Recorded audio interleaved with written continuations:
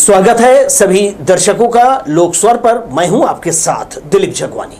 आइए खबरों का सिलसिला शुरू करते हैं। सबसे पहले नजर हेडलाइंस पर।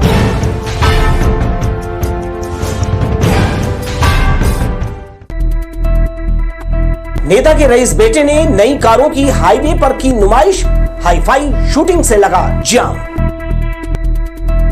नए भवन में आर्मी पाली क्लिनिक का शुभारंभ, राज्य सरकार के सहयोग से स्वास्थ्य सेवा का विस्तार। और 2 अंतर्राज्यीय तस्करों से 284 किलो गांजा बरामद, पैकिंग देख पुलिस भी रह गई दंग। खबरें देखते हैं विस्तार से। बिलासपुर में नेशनल हाईवे पर टशनबाजी और रसूख दिखाने का मामला सामने आया है।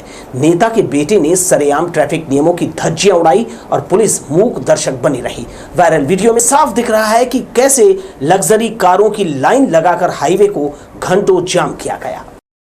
बिलासपुर रायपुर नेशनल हाईवे पर देर रात बीच सड़क पर खड़ी लग्जरी गाड़ियां, ये कोई फिल्म की शूटिंग नहीं बल्कि एक रसूखदार परिवार के बेटे की रईसी का खुला प्रदर्शन है। जानकारी के मुताबिक शहर के ही बीजेपी नेता के करीबी और पूर्व कांग्रेस नेता विनय शर्मा के बेटे वेदांश शर्मा ने 2 महंगी गाड़ियां खरीदी। इसके बाद दोस्तों और गनमैन के साथ शोरूम से सीधे हाईवे पर पहुंच गया और वहां बीच सड़क पर कारें खड़ी कर फोटोशूट और रील्स बनाने लगा। बाकायदा प्रोफेशनल कैमरामैन और ड्रोन शूट कर नेशनल हाईवे को फिल्मी लोकेशन बना दिया। पीछे ट्रकों और बाकी गाड़ियों की लंबी कतारें लग गई, लेकिन किसी की हिम्मत नहीं हुई कि जाकर कहे गाड़ी हटाओ, रास्ता दो। वेदांत शर्मा ने खुद इस पूरे टशन भरे शूट का वीडियो इंस्टाग्राम पर शेयर किया, लेकिन जैसे ही वीडियो वायरल हुआ और लोगों ने सवाल उठाने शुरू किए, उसने झटपट न केवल वीडियो डिलीट किया बल्कि अपनी सोशल मीडिया आईडी भी हटा दी। इस दौरान हाईवे का यह हिस्सा पूरी तरह ठप रहा। लोग परेशान होते रहे, लेकिन पुलिस इस पूरे मामले में अब भी चुप है। 2 थाना क्षेत्र हिर्री और चकरभाटा के अंतर्गत इलाके के थानेदार अब सवालों के घेरे में हैं। इधर जानकारी मिलने के बाद एसएसपी रजनेश एस सिंह ने इस गंभीर मामले में कार्यवाही का भरोसा दिलाया है और वाहन जब्त करने के सीएसपी को आदेश दिए हैं।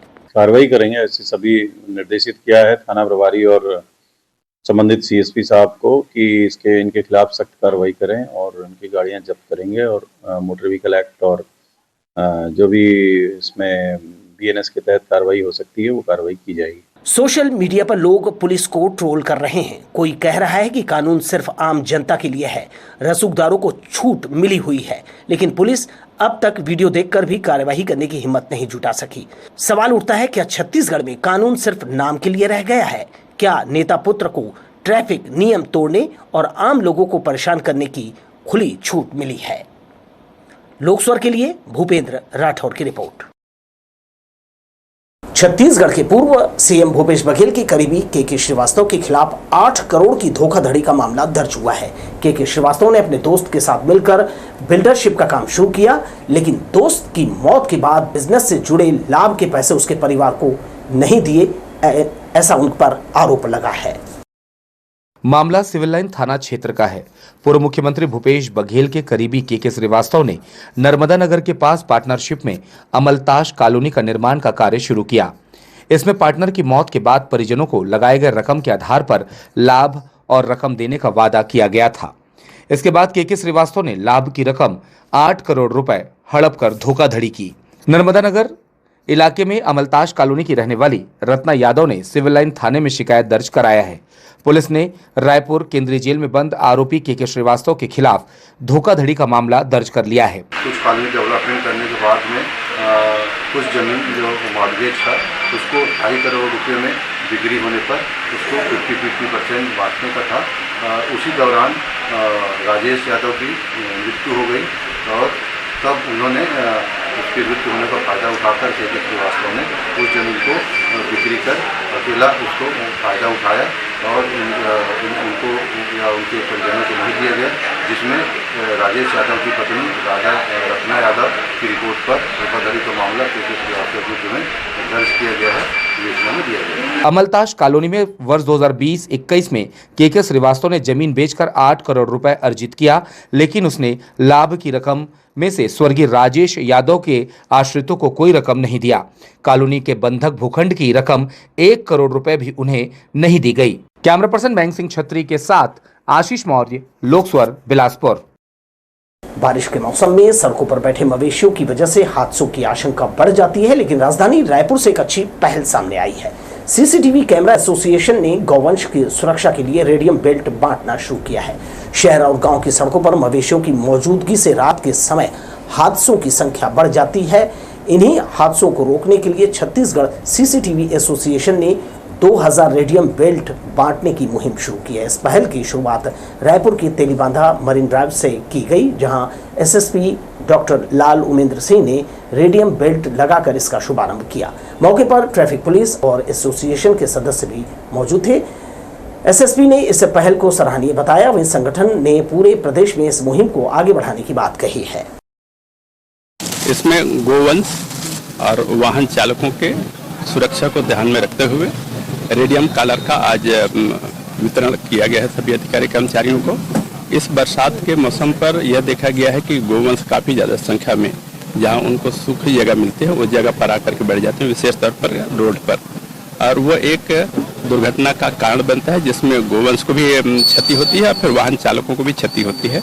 इसको देखते हुए रायपुर पुलिस के संयुक्त तत्वाधान पर एक रेडियम कॉलर का आज वितरण किया गया है। पूर्व और वर्तमान सैनिकों और उनके परिवार के लिए बिलासपुर में पाली क्लिनिक भवन का शनिवार को लोकार्पण किया गया। भारतीय सेना के उच्च अधिकारियों की मौजूदगी में कार्यक्रम हुआ। इस सेवा केंद्र ने पूर्व सैनिकों के लिए भी नई उम्मीद जगाई है। बिलासपुर के जिला सैनिक कल्याण कार्यालय परिसर में शनिवार को एक ऐतिहासिक क्षण दर्ज किया गया। पूर्व सैनिकों की सुविधा के लिए यहां निर्मित पाली क्लिनिक भवन का लोकार्पण भारतीय सेना के lieutenant general Padam Singh Shekhawat, PVSM, AVSM, SM general officer commanding Madhya Bharat area के करकमलों से संपन्न हुआ। इस अवसर पर brigadier TS Bawa, commander Kosa, collector Sanjay Agarwal, SCCL के CMD Harish Dohan, colonel Ashok, colonel Kishorwani, group captain Sanjay Pande सहित कई सैन्य अधिकारी और वरिष्ठ प्रशासनिक अधिकारी उपस्थित रहे। कार्यक्रम में 100 से अधिक पूर्व सैनिकों की उपस्थिति ने माहौल को और भी गौरवपूर्ण बना दिया। उद्घाटन के बाद जनरल शेखावत ने सभी पूर्व सैनिकों को संबोधित किया और भवन निर्माण में योगदान के लिए एससीसीएल और गृह निर्माण मंडल के अधिकारियों को स्मृति चिन्ह भेंट किए। इस भवन की परिकल्पना राज्य सैनिक बोर्ड, जिला प्रशासन और जिला सैनिक कल्याण कार्यालय ने संयुक्त रूप से की थी। इनके समन्वित प्रयासों से यह भवन एक आदर्श सैनिक सेवा केंद्र के रूप में सामने आया है। अब एक ही परिसर में जिला सैनिक कल्याण कार्यालय, पूर्व सैनिकों की पाली क्लिनिक, सीएसडी कैंटीन और सैनिक विश्राम गृह समेत सभी सुविधाएं उपलब्ध है। ये केंद्र आने वाले समय में सैनिक कल्याण के क्षेत्र में नए कीर्तिमान स्थापित करेगा। बिलासपुर का यह सैनिक सेवा केंद्र न केवल पूर्व सैनिकों के लिए एक बड़ी राहत है, बल्कि भावी पीढ़ी के लिए भी प्रेरणा बनेगा। लोक स्वर के लिए भूपेंद्र राठौर की रिपोर्ट। छत्तीसगढ़ में कांग्रेस ने केंद्र सरकार और ईडी के खिलाफ मोर्चा खोल दिया है। शनिवार को कांग्रेस मुख्यालय में हुई बैठक में पूर्व मुख्यमंत्री भूपेश बघेल, प्रदेश अध्यक्ष दीपक बैज और नेता प्रतिपक्ष चरणदास महंत समेत तमाम वरिष्ठ नेता और विधायक शामिल हुए। बैठक के बाद भूपेश बघेल ने तीखा हमला करते हुए कहा कि रायगढ़ के तमनार क्षेत्र में हजारों पेड़ों की कटाई का मामला विधानसभा में उठाया गया था।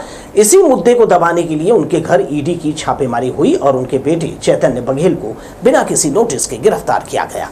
वहीं पीसीसी चीफ दीपक बैज ने ऐलान किया कि 22 जुलाई को कांग्रेस पूरे प्रदेश में आर्थिक नाकेबंदी और चक्का जाम करेगी।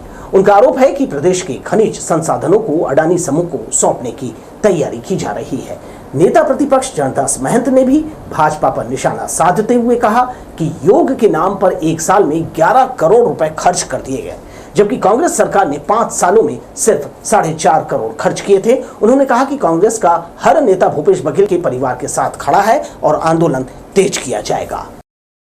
जिले के बच्चे शानदार प्रदर्शन कर राज्य स्तरीय योग स्पर्धा में इनाम पा चुके हैं। शुद्ध योग केंद्र इन स्पर्धाओं के लिए प्रशिक्षण देता है, लेकिन जगह की कमी इनकी प्रतिभा में आड़े आ रही है। इन दिनों 2 दर्जन से अधिक बच्चे विवेकानंद उद्यान में आगामी जिला और राज्य योग स्पर्धा के लिए प्रैक्टिस कर रहे हैं। सार्वजनिक जगह में होने वाले शोर और भीड़ के कारण बच्चों को एकाग्र होकर योग करने में दिक्कत हो रही है। प्रशिक्षक भी परेशान हैं। एक तरफ नाम रोशन करने का जज्बा तो दूसरी तरफ जगह का अभाव। ऐसे में नौनिहालों की मेहनत पर पानी फिर सकता है। उद्यान में किटी पार्टी और कुत्तों की उपस्थिति से योग प्रशिक्षण प्रभावित होता है। ध्यान भटकने से बच्चे अपने लक्ष्य से दूर हो सकते हैं। लोयला स्कूल बिलासपुर ने पहल करते हुए अपने स्टूडेंट्स को ट्रैफिक रूल्स बताए नए कानून की जानकारी देकर एडवोकेट एसोसिएशन के पूर्व अध्यक्ष चंद्रशेखर बाजपेयी ने बच्चों को जागरूक किया। कार्यक्रम में पूरा स्कूल परिवार शामिल हुआ। सड़क पर चलते समय जरूरी बातों का ख्याल रखना बड़ों के लिए ही नहीं, स्कूली बच्चों के लिए भी बहुत जरूरी है। पुलिस विभाग ने रोड एक्सीडेंट में कमी लाने के प्रयासों में स्कूलों को जोड़कर वहां पढ़ने वाले बच्चों को ट्रैफिक रूल्स और नए कानून की जानकारी देने का अभियान शुरू किया है। इस अभियान का हिस्सा बनकर लोयला स्कूल में कार्यक्रम का आयोजन किया गया। किसी कारण से कार्यक्रम में नहीं पहुंचे आईजी डॉक्टर संजीव शुक्ला ने बच्चों को शुभकामनाएं देकर लोयला स्कूल के प्रिंसिपल फेबियानुस मिंज को उनके प्रयासों के लिए बधाई दी। कार्यक्रम में आमंत्रित अधिवक्ता संघ के पूर्व अध्यक्ष चंद्रशेखर बाजपेयी, हाई कोर्ट के वरिष्ठ अधिवक्ता मिथिलेश कुमार पाठक और पर्यावरण प्रेमी चंद्र प्रदीप बाजपेयी का स्कूल परिवार ने स्वागत किया। बड़ी संख्या में मौजूद बच्चों और शिक्षकों ने अतिथियों को ध्यान से सुना। श्री बाजपेयी ने कहा, बहुत से स्टूडेंट लर्निंग लाइसेंस बनवाकर बिना गियर वाला स्कूटर चला रहे हैं। कानून भले ही इसकी अनुमति देता है, लेकिन ट्रैफिक नियम फॉलो करने से कोई बच नहीं सकता। पुलिस अभियान में सहयोगी भूमिका के लिए लोयला स्कूल प्रबंधन की उन्होंने प्रशंसा करते हुए इसके सकारात्मक असर होने का विश्वास व्यक्त किया। यहाँ सारे बच्चे थे और ट्रैफिक अवेयरनेस के बारे में हम लोगों ने अपनी बातें रखी। प्रिंसिपल साहब ने बताया अभी ये वर्कशॉप बहुत ज़रूरी है सभी के लिए, क्योंकि हम लोग भी इसमें भोगी हो रहे हैं। अभी इतना ज़्यादा एक्ट चेंज हो गया है, अमेंड हो गया है, पहले जैसी बात नहीं रही है। अभी जो नए 3 एक्ट बने हैं उसमें भी जो एक्सीडेंट की जो पुरानी धाराएं थी सब चेंज हो गई हैं, पनिशमेंट चेंज हो गया है, फाइन चेंज हो गया है, सब बढ़ गया है और उसका अब इम्प्लीमेंट बहुत तेज़ी से हो रहा है।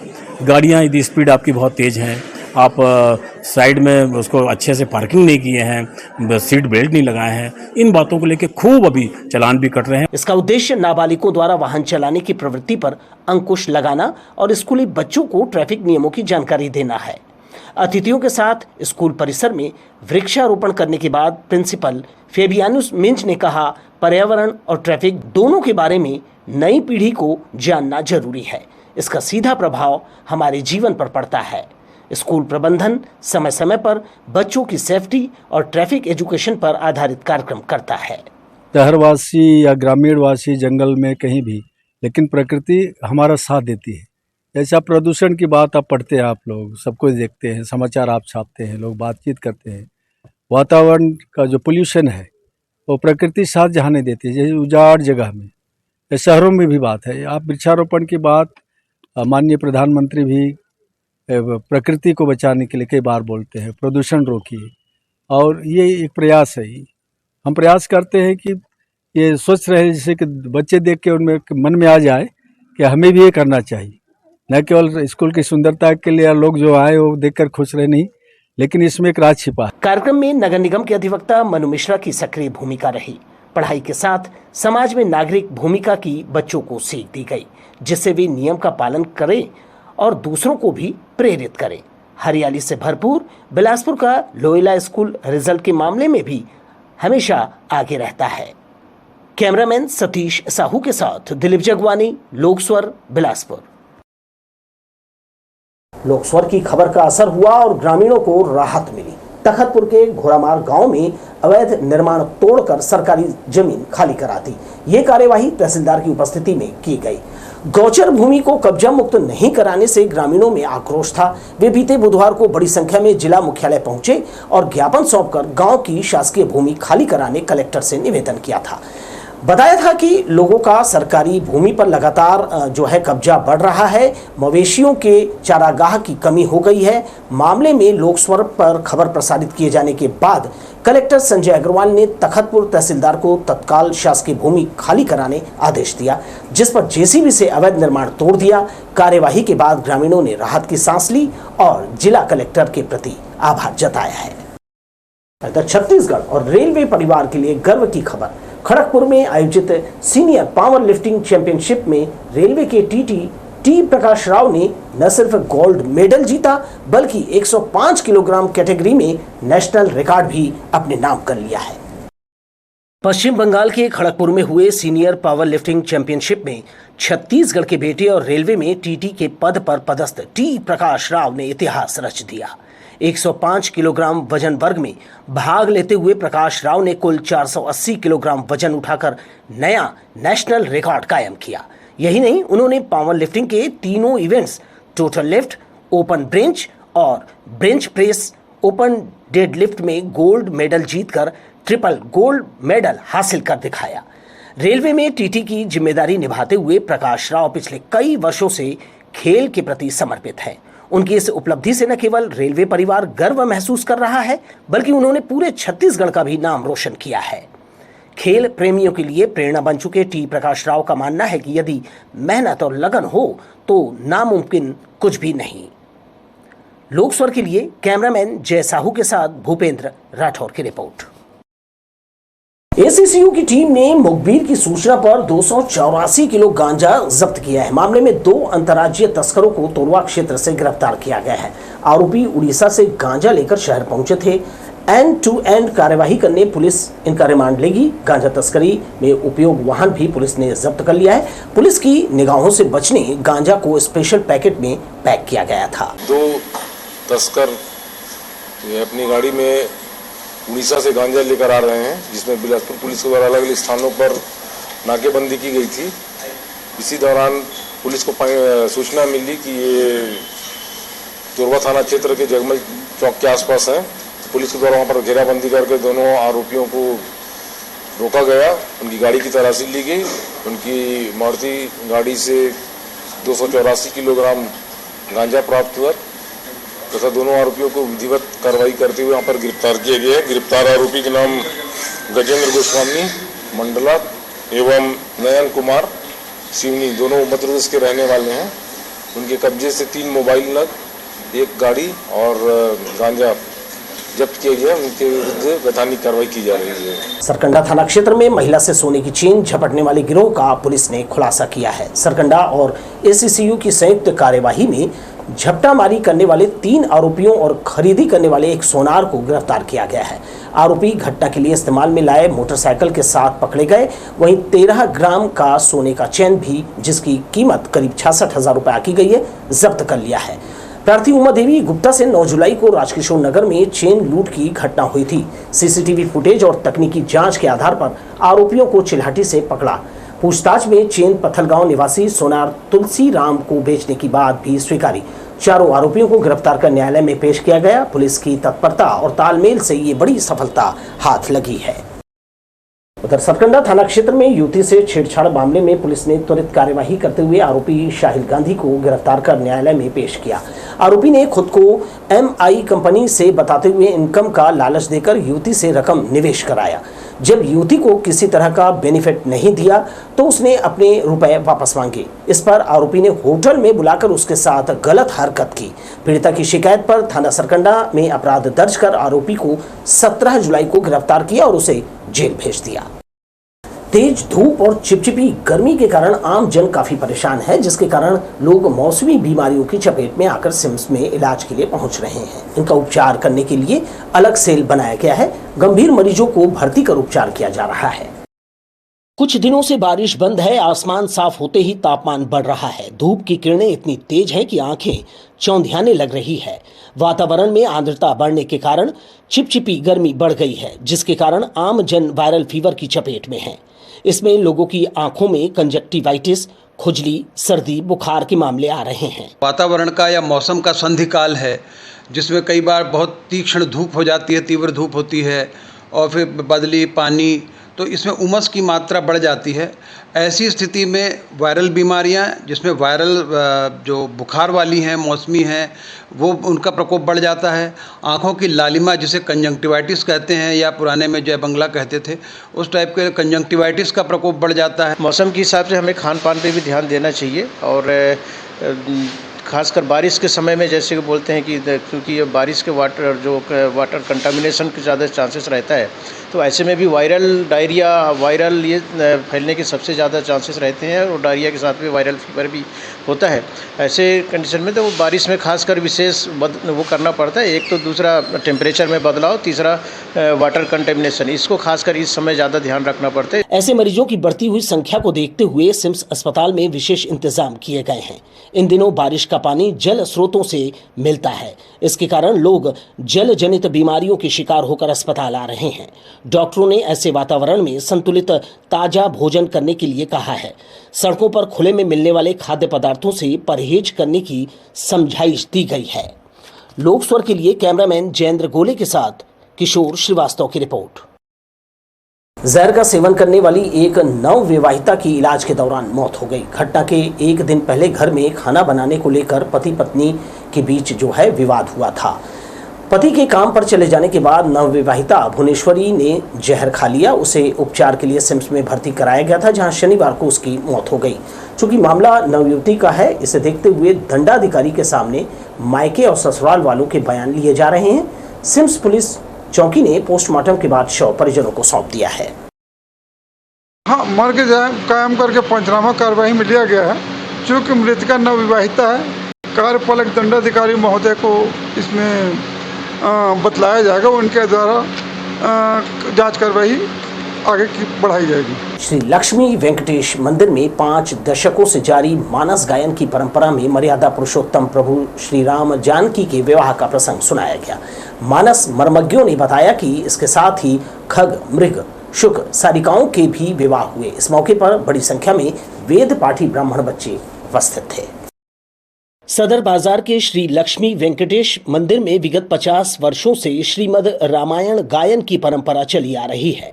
मानस गायन की परंपरा में विद्वानों, टीकाकारों ने मर्यादा पुरुषोत्तम प्रभु श्री राम और माता सीता के विवाह के प्रसंगों का अनुपम वर्णन किया। मानस के कथा प्रसंग में मर्मज्ञों ने बताया कि विदेह राज जनक के यहाँ कई महीनों तक विवाह कार्यक्रम होते रहे। भगवत चरणारविंद के आश्रित श्री रामचरितमानस के भाव प्रधान वक्ता हैं। उनके दृष्टि से भगवान का जो मांगलिक विवाह जनकपुर में संपन्न हुआ, उस समय एक तो प्रथम विवाह लगन ते आई, लगन के पहले ही बारात पहुंच गई थी। उसके बाद भी भगवान का विवाह हुआ, कालांतर में गुरुदेव के आदेश से भाइयों का विवाह हुआ। फिर तो ऐसी परपाटी हो गई कि जितने भी कुंवारे बारे थे, जितने भी बारात में आए थे, सबका विवाह जनकपुर में संपन्न हुआ। राम जानकी विवाह के बाद चिर युवाओं का विवाह भी अन्य कुल की राजकन्याओं के साथ किया गया। इसके साथ ही खग, मृग, शुक, सारिकाओं के भी विवाह हुए। कथा के ऐसे दुर्लभ प्रसंग श्रोताओं के मन में उठने वाले सवाल के जवाब में आते हैं। यह कथा प्रसंग प्रभु राम जानकी और उमा शिव के विवाह प्रसंग में आता है। वेदों पुराणों में दोनों विवाहों का विशद वर्णन किया गया है। लोक स्वर के लिए कैमरामैन जयेंद्र गोले के साथ किशोर श्रीवास्तव की रिपोर्ट।